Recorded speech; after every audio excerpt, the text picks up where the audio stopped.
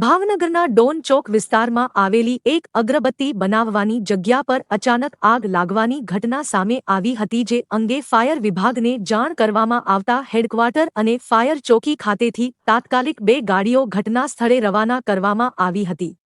Fire બ્રિગેડની ટીમે આગ પર પાણીનો મારો ચલાવી કુલિંગ કામગીરી હાથ ધરીને આગ પર સંપૂર્ણપણે કાબૂ મેળવી લીધો હતો, જેના કારણે મોટી હોનારત ટળી હતી.